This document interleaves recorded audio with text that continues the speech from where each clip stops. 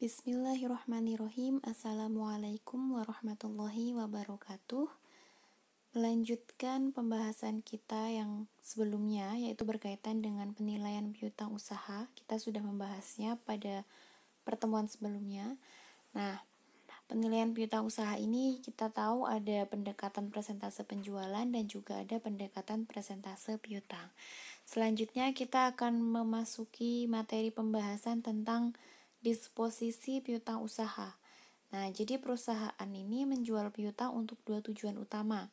Yang pertama, piutang ini mungkin hanya satu-satunya sumber kas yang logis. Jadi, ketika perusahaan membutuhkan kas, salah satu akun yang paling mudah untuk dicairkan adalah piutang.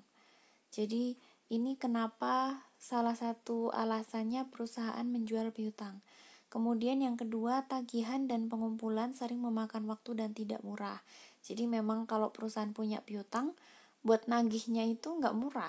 Piutangnya berapa, biaya buat nagihnya kadang bisa lebih mahal. Nah, itu nanti akan membuat perusahaan malah jadi rugi. Makanya ada suatu transaksi untuk menjual piutang. Jadi piutang itu juga bisa diperjualbelikan gitu ya. Ini dua alasan kenapa perusahaan menjual piutangnya. Nah, kita lihat penjualan piutang, faktornya. Yang pertama adalah membeli piutang dari perusahaan dan kemudian mengumpulkan pembayaran langsung dari konsumen. Nah, ini faktor yang pertama. Jadi, membeli piutang dari perusahaan, kemudian mengumpulkan pembayarannya langsung dari konsumen. Yang kedua, biasanya pembebanan komisi ke perusahaan yang menjual piutang. Kalau ada komisi yang dibebankan, terutama komisi untuk mengumpulkan piutangnya, itu yang dapat bebannya adalah perusahaan yang punya piutang, yang dia jual piutangnya itu. Kemudian jangkauan fee berkisar 1-3% dari jumlah piutang yang dibeli. Nah, ini ada biayanya sekitar 1-3%. Jadi kalau misalnya ada piutang sebesar 1 juta, nah itu perusahaan tidak akan menerima uang sebesar 1 juta juga. Jadi ketika piutang itu dijual, piutang sebesar 1 juta dijual, maka yang akan diterima adalah 1 juta dikurangi dengan fee, karena ada fee-nya. Nah, fee-nya ini berkisar antara 1-3%. Dengan pertimbangan perusahaan yang membeli piutang itu akan menggunakan fee ini sebagai biaya untuk menagih.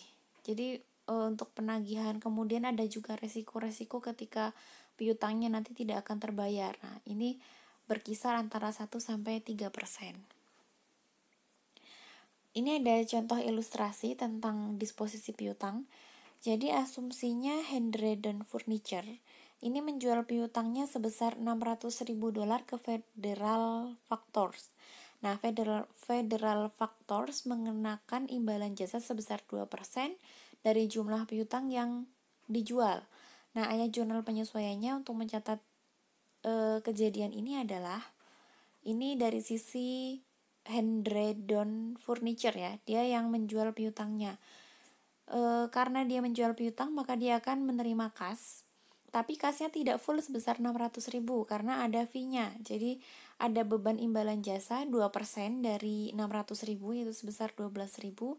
Kemudian piutangnya akan berkurang di sisi kredit sebesar 600.000. Jadi nanti piutangnya sudah tidak ada lagi karena sudah dijual dan berubah menjadi kas gitu.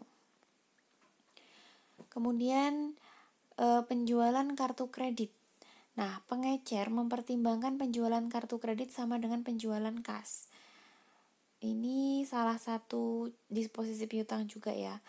Pengecer harus membayar fee penerbit kartu berkisar 2-4% untuk pemrosesan transaksi.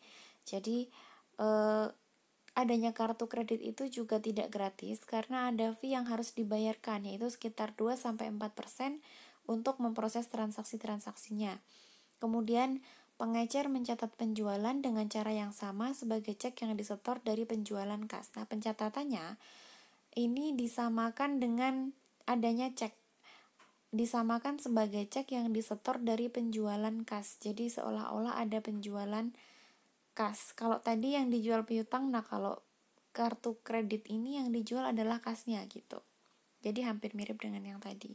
Ilustrasinya di sini Anita Ferreri membeli compact disc sebesar $1.000 untuk restorannya dari Karen Care Music Co. dengan menggunakan kartu kredit via First Bank. Nah, kemudian bank membebankan biaya jasa sebesar 3%. Jurnal untuk mencatatnya adalah, ini yang nyatat adalah Karen Care Music, dia yang menerima uangnya ya, dia yang dibeli,